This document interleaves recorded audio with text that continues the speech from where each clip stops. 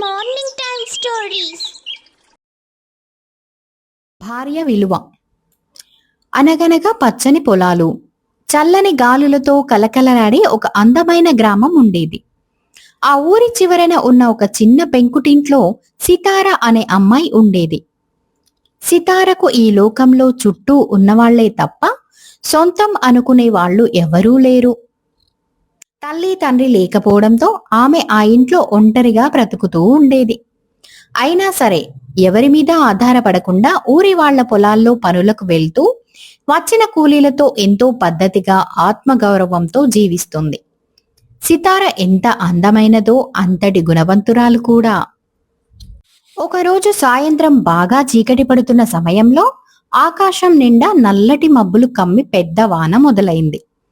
ఊరంతా ఇళ్లలోకి దూరి తలుపులు పెట్టుకున్నారు. సితార కూడా వంట పూర్తి చేసుకుని దీపం వెలిగించి కూర్చుంది. సరిగ్గా అప్పుడే తలుపు మీద గట్టిగా చప్పుడు వినిపించింది. టక్ టక్ టక్. ఈ అర్ధరాత్రి కాబోయే సమయంలో ఎవరా అని సితార కాస్త కంగారు పడుతూనే వెళ్లి తలుపు తీసింది. బయట వానలో తడిసి ముద్దైపోయి చలికి వణికిపోతూ ఒక ముసలమ్మ నిలబడి ఉంది.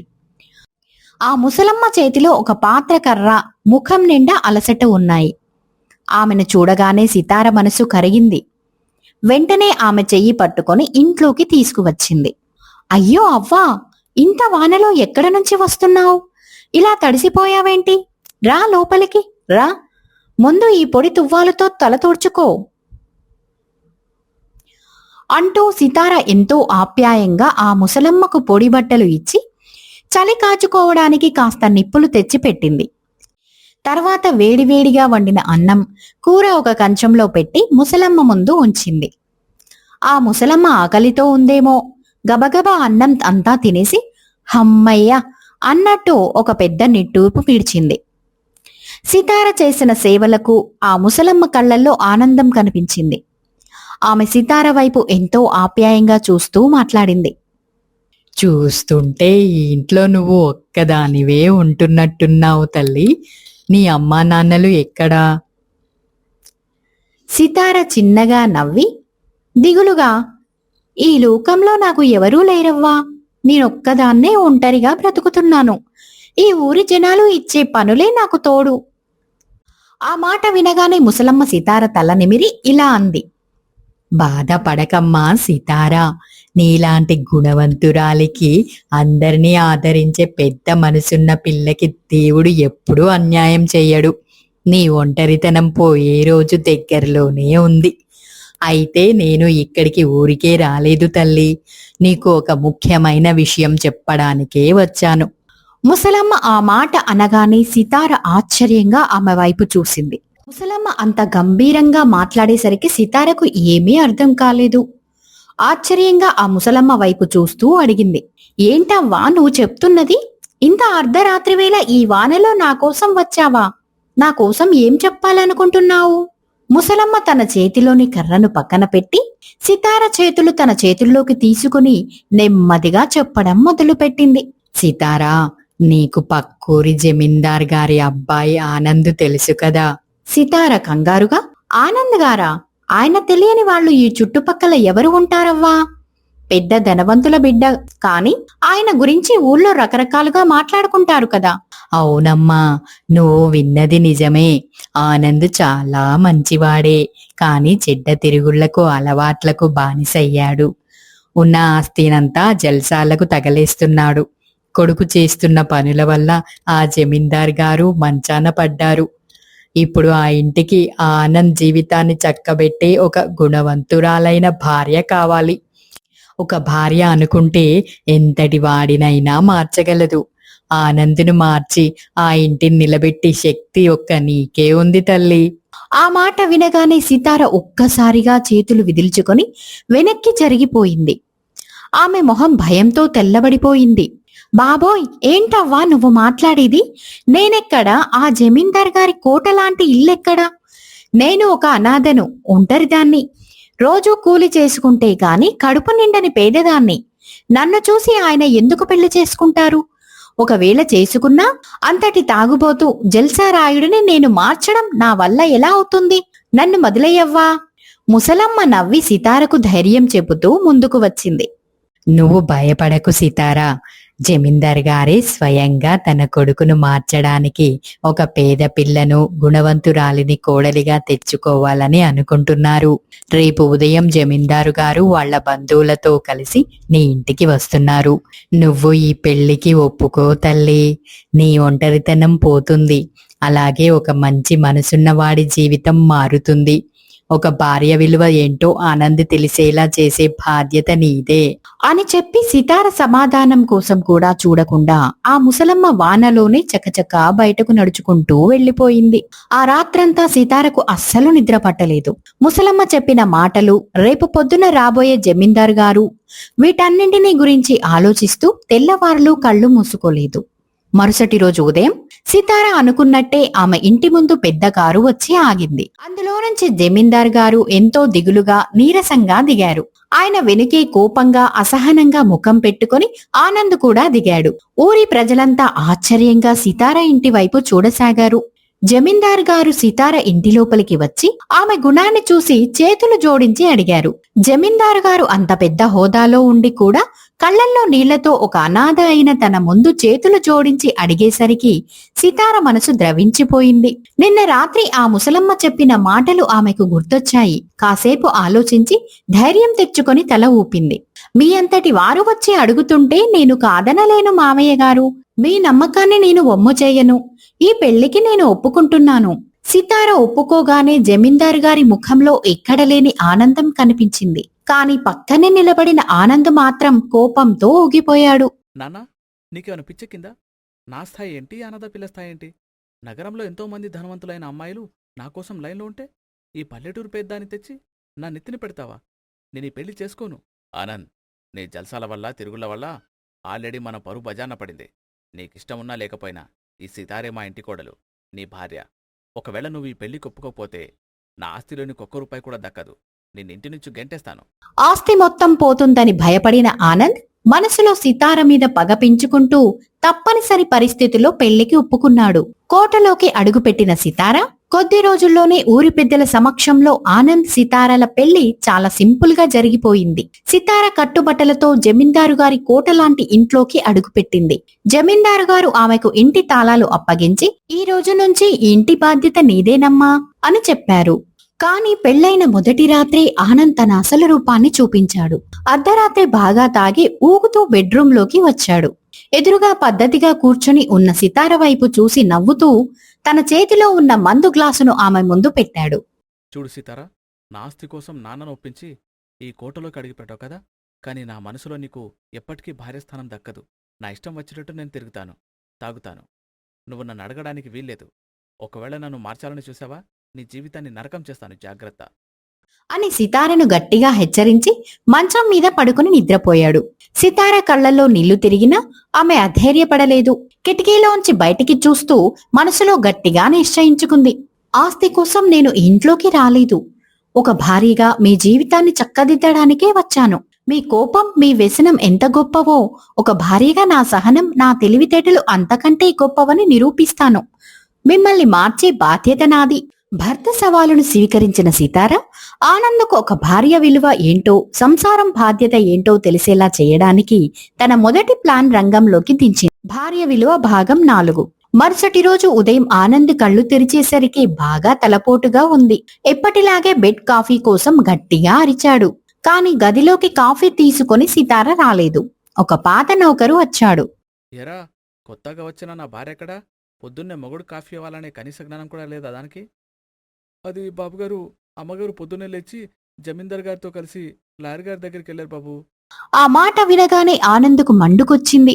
నన్ను వదిలేసి నాన్నను తీసుకుని లాయర్ దగ్గరికి వెళ్లడం ఏంటి అని కోపంగా హాల్లోకి వచ్చి కూర్చున్నాడు. కాసేపటికి సితార, జమీందారు గారు ఇంటికి తిరిగి వచ్చారు. సితార చేతిలో కొన్ని లీగల్ కాగితాలు ఉన్నాయి. ఆనంద్ గబగబా ఆమె ముందుకు వచ్చి ఆ కాగితాలలో నాక్కున్నాడు. అందులో ఉన్న విషయం చూసి ఆనంద్ గుండె ఆగిపోయినంత పనైపోయింది. నాన్నా, ఏంటిది? మన ఆస్తి, పొలాలు, ఈ కోట అన్నిటికీ సంబంధించిన ప్రాపర్టీ అటార్నీ ఈ సితార పేరు మీద రాసేసావా? ఇదెక్కడి న్యాయం నాన్న? నీ కన్న కొడుకుని కాదని ఈ అనాథ చేతిలో తాళాలు పెడతావా? జమీందారు గారు ఏమాత్రం కంగారు పడకుండా స్థిరంగా చెప్పారు. అవును ఆనంద్, నువ్వు తాగి తగలడానికి ఈ ఆస్తి నా తాతలు సంపాదించింది కాదు. ఈ రోజు నుంచి ఈ ఆస్తి మీద, మన ఇంట్లో నడిచే రూపాయి ఖర్చు మీద సర్వాధికారాలు సితారవే. నీకొక్క రూపాయి కావాలన్నా తనే ఇవ్వాలి. ఆనంద్ కోపంతో సితార వైపు చూశాడు. కాని సితార ముఖంలో ఎలాంటి భయం లేదు, ఎంతో ప్రశాంతంగా ఉంది. సితారా, నీ అసలు రంగు బయటపడింది. ఆస్తి కోసమే మా నాన్నని బుట్టలో వేసుకున్నావు కదా. చూడు, ఇప్పుడే నా స్నేహితులతో కలిసి మందుపాటికి వెళ్తున్నాను. నాకిప్పుడే 10,000 రూపాయలు కావాలి, ఇవ్వు. సితార చాలా ప్రశాంతంగా, డబ్బులు ఇస్తాను అండి, కాని ఊరికే ఇవ్వను. మావయ్య గారు ఈ ఆస్తిని నాకు అప్పగించారు అంటే నేనే దీనికి యజమానిని. నా పొలాల్లో పనిచేసే కూలీలకి నేను రోజుకు 100 రూపాయలు ఇస్తాను. మీరు కూడా రేపటి నుంచి మన పొలానికి వచ్చి కూలీలతో పాటు కష్టపడి పనిచేయాలి. మీరు చేసిన పనిని బట్టి మీకు రోజువారీ ఖర్చులకి డబ్బులు ఇస్తాను. అప్పటిదాకా మీకు రూపాయి కూడా దక్కదు. ఆ మాట వినగానే ఆనంద్ అహంకారం దెబ్బతింది. జమీందారు కొడుకైన నేను పొలాల్లోకి వెళ్ళి కూలి పనులు చేయాలా? అది కూడా నా భార్య చేతి కింద జీతం కోసమా? చూద్దాం, నిన్ను ఈ ఇల్లు వదిలి పారిపోయేలా చేస్తాను.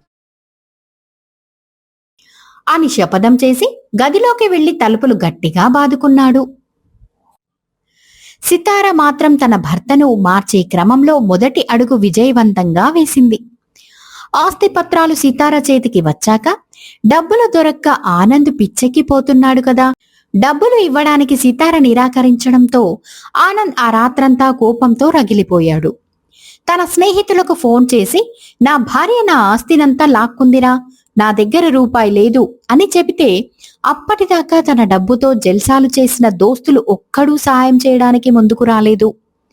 పైగా ఫోన్లు పెట్టేశారు. అప్పుడు ఆనంద్కు మొదటిసారి లోకం ఏంటో అర్థం కావడం మొదలైంది. ఆకలి, తలపోటుతో మరుసటి రోజు ఉదయం ఆనంద్ హాల్లోకి వచ్చాడు. డైనింగ్ టేబుల్ మీద రకరకాల వంటకాలు ఉన్నాయి. ఆనంద్ కూర్చోబోతుంటే సితార వచ్చి ఆ కంచాన్ని పక్కకు జరిపింది. క్షమించాలి అండి, పని చేయని వారికి అన్నం తినే హక్కు లేదు. మన ఇంట్లో ఉండే నౌకర్లు కూడా కష్టపడితేనే నేను జీతం అన్నం పెడుతున్నాను. మీరు జమీందారి గారి కొడుకు కావచ్చు, కాని ఈ రోజు నుంచి నా దృష్టిలో ఈ ఇంట్లో ఉండే ఒక మనిషి మాత్రమే. అన్నం కావాలంటే పొలానికి వెళ్లి పని చేయాల్సిందే. ఆనంద్ ఆకలి తట్టుకోలేకపోయాడు. పైగా ఇంట్లో నాన్న కూడా సితారకే మద్దతు ఇస్తున్నాడు. దాంతో కోపంగా, విసుగ్గా, నన్ను అందరి ముందు ఇంతలా అవమానించి కష్టపెట్టి నువ్వు ఏం సాధించాలనుకుంటున్నావు? అంటూ గబగబా నడుచుకుంటూ పొలానికి వెళ్ళాడు. పొలంలో జమీందారు కొడుకు. జీవితంలో ఎండకన్నెరగని ఆనంద్ పొలంలోకి అడుగుపెట్టేసరికి ఊరి జనాలు, కూలీలు ఆశ్చర్యపోయారు. సితార ముందే పొలం మేస్త్రికి గట్టిగా చెప్పి ఉంచింది, ఆనంద్ని జమీందారు కొడుకులా చూడొద్దు, మిగతా కూలీల కంటే ఎక్కువ పని చెప్పమని. మేస్త్రి ఆనంద్ చేతికి పార ఇచ్చి కాల్వ త్రవ్వమన్నాడు. ఎండ మండిపోతుంది. చేతులకు బొబ్బలు వచ్చేస్తున్నాయి. ఒళ్లంతా చెమటలు పడుతున్నాయి. 2 గంటలు పనిచేసేసరికి ఆనంద్ ప్రాణం పోయినంత పనయింది. అలసటతో ఒక చెట్టు కింద కూర్చున్నాడు. సరిగ్గా అప్పుడే సితార తలపై చద్ది అన్నం గిన్నె, చేతిలో నీళ్ల చెంబు పట్టుకొని పొలానికి వచ్చింది. ఆనంద్ దగ్గరకు వచ్చి కూర్చొని ఆ చద్ది అన్నాన్ని ప్రేమగా కలిపి భర్త నోటికి అందించింది. కష్టపడి పనిచేశాక తినే ఈ అన్నం అమృతంలా ఉంటుంది అండి, తిని చూడండి. ఆకలి మీదున్న ఆనంద్ ఏమీ మాట్లాడకుండా ఆ అన్నం తిన్నాడు. నిజంగానే ఆ రోజు ఆ చద్ది అన్నం అతనికి పంచభక్ష పరమాన్నాల కంటే రుచిగా అనిపించింది. కళ్ళలో నీళ్లు తిరిగాయి. మిమ్మల్ని అవమానించడం నా ఉద్దేశం కాదు అండి. కష్టం విలువ తెలిస్తేనే డబ్బు విలువ తెలుస్తుంది. డబ్బు విలువ తెలిస్తేనే బాధ్యత తెలుస్తుంది. ఇన్నాళ్ళు మిమ్మల్ని పొగిడిన మీ స్నేహితులు డబ్బు లేకపోతే రాలేదు చూశారా? కానీ నేను మీ భార్యను. మీరు రూపాయి సంపాదించకపోయినా, ఈ పొలంలో కూలీలా మారినా మీ వెంటే ఉండి మీకు అన్నం తినిపించేది మీ భార్య మాత్రమే. ఆ భార్య విలువ ఏంటో మీకు తెలియజెప్పడానికే ఈ కష్టం. ఈ మాటలు ఆనంద్ గుండెల్లోకి నేరుగా దూసుకుపోయాయి. తన భార్య తనను నాశనం చేయడానికి రాలేదు, ఒక భార్యగా తనను నిలబెట్టడానికి వచ్చిందని ఆనంద్కు మొదటిసారి లోపల అనిపించింది. ఆనంద్ మనసులో మార్పు మొదలైంది. ఆనంద్ డబ్బుతో ఇన్నాళ్లు జల్సాలు చేసిన అతని పాత స్నేహితులు ఆనంద్ ఆస్తి మొత్తం సితార పేరు మీదకి మారిందని తెలిసి ఆమెను ఎలాగైనా దెబ్బతీయాలని ఒక దారుణమైన ప్లాన్ వేస్తారు. ఒకరోజు సాయంత్రం సితార ఒంటరిగా పొలం నుంచి ఇంటికి తిరిగి వస్తుండగా ఆనంద్ పాత స్నేహితులు నలుగురు ఆమెను దారి కాశారు. ఏ సీతారా, ఆనందాస్తినంతా నీ పేరు మీద రాయించుకొని పెద్ద జమీందారిని అయిపోయావా? నీ వల్లే మాకు డబ్బులు రాకుండా పోయాయి. ఇప్పుడే ఆస్తి కాగితాల మీద సంతకం పెడతావా, లేక నిన్నిక్కడే ఏదో ఒకటి చేయమంటావా? వాళ్లు సితారను చుట్టుముట్టి భయపెడుతుండగా సరిగ్గా అదే సమయానికి భార్య కోసం పొలానికి వస్తున్న ఆనంద్ ఇదంతా చూశాడు. ఇన్నాళ్లు తను నమ్మిన స్నేహితుల అసలు రంగు బయటపడడంతో ఆనంద్కు ఒళ్లంతా కోపంతో రగిలిపోయింది. రేయ్, ఎంత ధైర్యముంటే నా భార్య మీద చేయి వేయాలని చూస్తారా? అంటూ ఆనంద్ సింహంలా వాళ్ల మీదకు దూకాడు. ఇన్నాళ్లు జల్సాలు చేసిన ఆనంద్ కాదు ఇప్పుడు అంటూ తన భార్యను కాపాడుకోవాలనే ఒక బాధ్యత గల భర్తగా వాళ్లను ఎదిరించాడు. రౌడీ స్నేహితులు అక్కడి నుంచి ప్రాణాలు గుప్పిట్లో పెట్టుకుని పారిపోయారు. రౌడీలు వెళ్లిపోయాక ఆనంద్ సితార దగ్గరకు వచ్చి ఆమె చేతులు పట్టుకున్నాడు. అతని కళ్లల్లో పశ్చాత్తాపంతో కూడిన నీళ్లు తిరిగాయి. సీతారా, నన్ను క్షమించు. ఇన్నాళ్ళు నిన్ను అనాథాని, పేదదానివని ఎన్నో మాటలన్నాను. నన్ను వాడుకొని వదిలేసే ఆ దొంగ స్నేహితులు నమ్మాను. కాని నా జీవితాన్ని బాగుచేయడానికి, నాకు కష్టం విలువ నేర్పడానికి నువ్వు పడిన తపనను నేను అర్థం చేసుకోలేకపోయాను. ఈరోజు నాకు అర్థమైంది సీతారా. ఒక పురుషుడికి ఆస్తిపాస్తులు, స్నేహితులు ఎంతమంది ఉన్నా కష్టం వస్తే వెన్నంటి నుంచే భార్యను మించిన ఆస్తి ఈ లోకంలో ఏదీ లేదు. నాకు నా భార్య విలువేంటో తెలిసొచ్చింది. భర్త నోట ఆ మాట వినగానే సితార కళ్లల్లో ఆనంద బాష్పాలు రాలాయి. ఇన్నాళ్లు తను పడ్డ కష్టానికి తగిన ప్రతిఫలం దక్కిందనిపించింది. ఆ తర్వాత ఆనంద్ పూర్తిగా మారిపోయాడు. సితారతో కలిసి పొలం పనులను, జమీందారీ బాధ్యతలను ఎంతో క్రమశిక్షణతో చూసుకోసాగాడు. కొడుకులో వచ్చిన మార్పును చూసి జమీందారు గారు ఎంతో సంతోషపడి పూర్తిగా కోలుకున్నారు. ఒకరోజు ఉదయం సితార, ఆనంద్ ఇద్దరు పూజ ముగించుకొని హాల్లో కూర్చొని ఉండగా ఆ రోజు వానలో వచ్చిన ఆ ముసలమ్మ మళ్లీ కోట తలుపు దగ్గర కనిపించింది. సితార సంతోషంగా ఆమె దగ్గరకు వెళ్లి, అవ్వా, నువ్వు చెప్పింది నిజమైంది, నా సంసారాన్ని నిలబెట్టుకున్నాను అని చెప్పబోయింది. కాని ఆ ముసలమ్మ నవ్వి, సితారా, గుణమున్న భార్య అడుగు పెడితే ఆ ఇల్లే ఒక గుడి అవుతుంది. నీ భర్తను మార్చుకొని ఒక భార్య విలువ ఏంటో నిరూపించావు. చల్లగా ఉండు తల్లి అని దీవించి అందరూ చూస్తుండగానే మాయమైపోయింది. అప్పుడే సితారకు అర్థమైంది, ఆ వచ్చింది ఎవరో కాదు, తన గుణాన్ని పరీక్షించి తన జీవితాన్ని మార్చడానికి వచ్చిన సాక్షాత్తు ఆ లక్ష్మీదేవి అని. ఆనంద్, సితార ఇద్దరూ చేతులు జోడించి నమస్కరించారు. ఆ తరువాత ఆ దంపతులు ఎంతో అన్యోన్యంగా, సంతోషంగా 100 ఏళ్లు జీవించారు.